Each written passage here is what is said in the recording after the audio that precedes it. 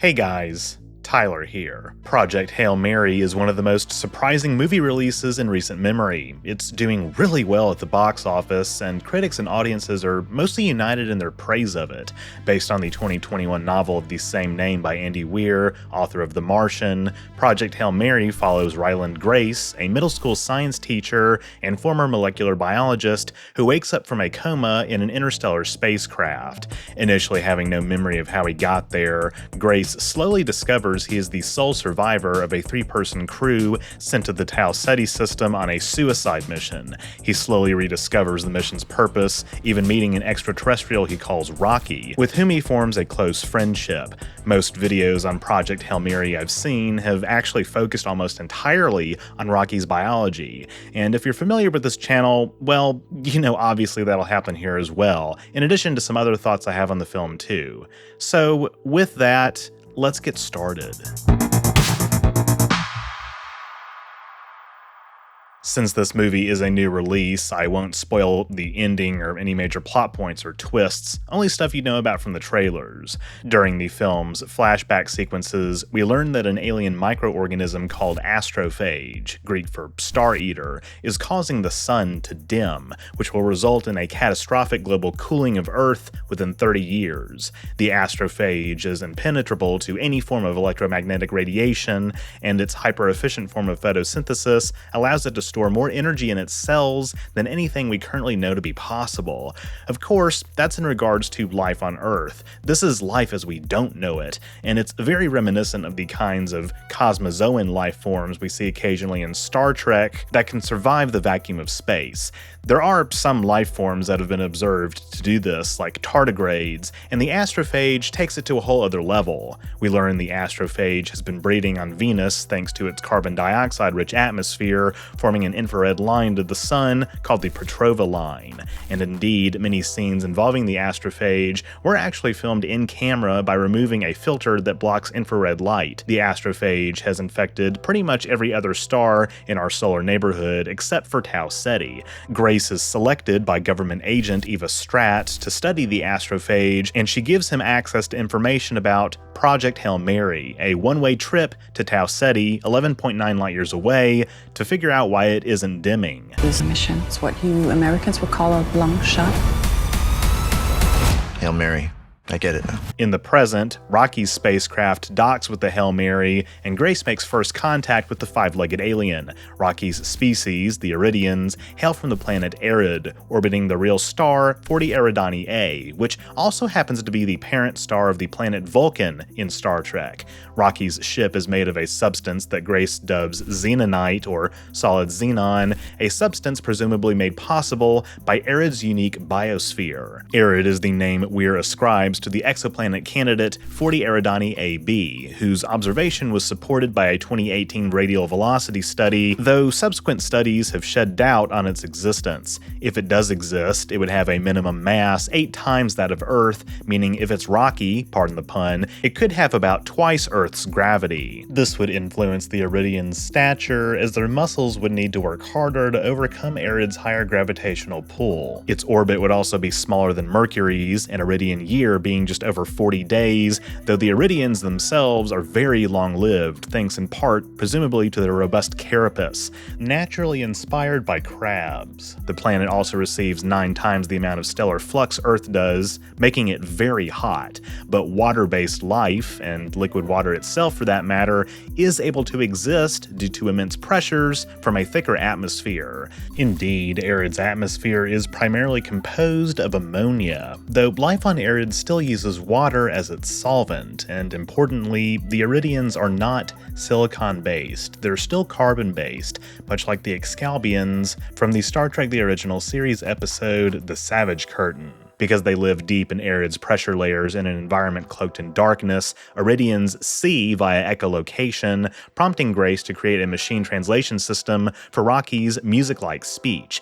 Both of these traits are, of course, reminiscent of cetaceans, who also use echolocation and whose vocalizations can carry across great distances through the thicker medium of the ocean. Iridians are radially symmetrical, having no front or back. While bilateral symmetry is believed to have been key in the success of complex life on Earth, having free 360-degree movement would have given the Iridians an evolutionary advantage as predators in their environment.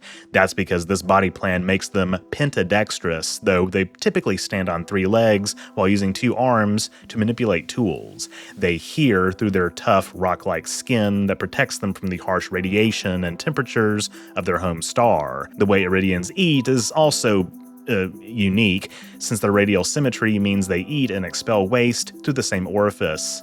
Oh my god.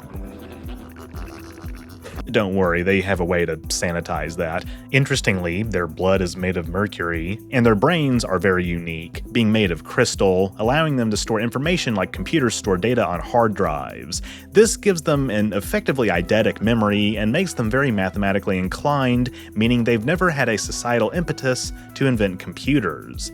Grace also finds out the Iridians never developed an understanding of radiation, having never evolved eyes to see visible light, and also never invented relativity, which in our history built upon previous breakthroughs in physics like a unified theory of electromagnetism.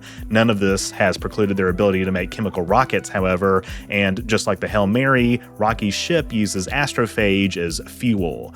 Indeed, as Eva Stratt says, the problem isn't building the ship, it's the propulsion. The trip to and from Tau Ceti for the Hail Mary is actually shorter than 11.9 years, as the astrophage accelerates the ship closer to, but obviously not past, the speed of light, which under the rules of relativity causes time for an observer to slow down compared to the rest of the outside world. While in the system, Grace and Rocky's mission leads them to take special interest in the planet Tau Ceti E. The reasons for this I won't spoil, but the planet is beautifully rendered and has yet another unique biosphere compared to Earth and arid. While the planets orbiting Tau Ceti are all still unconfirmed in real life as of the making of this video, and Tau Ceti E in particular is now doubted to exist period, it nevertheless plays a very prominent role in the film. If real, Tau Ceti E, which Grace names Adrian, would orbit at a distance of about half an AU between the orbits of Mercury and Venus, completing one revolution every 168 days.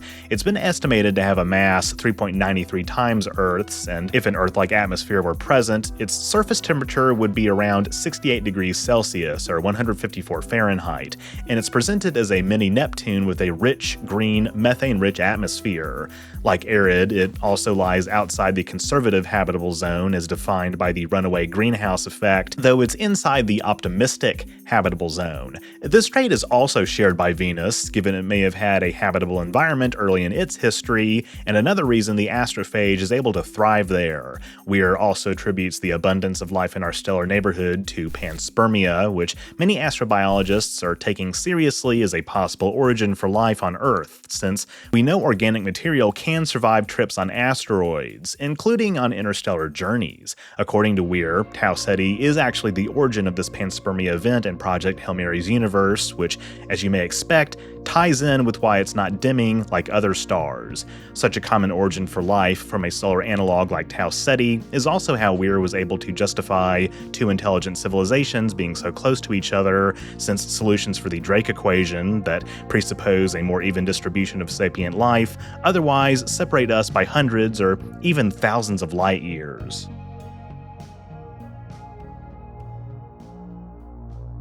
I think one reason Project Hail Mary has captured the hearts and minds of the movie-going public is that it's optimistic and inspiring. This makes it stand out compared to lots of other media in our present day. And I really like what Ryan Gosling has said in interviews about how he appreciates that Andy Weir's novels treat the future as a problem to be solved. It reminds me of Star Trek as far as depicting characters sciencing their way through a problem.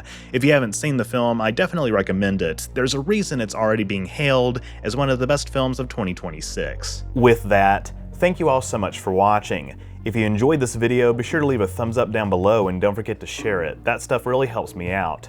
If you haven't subscribed yet, be sure to do that as well so you won't miss future uploads, and click the bell icon to receive all notifications.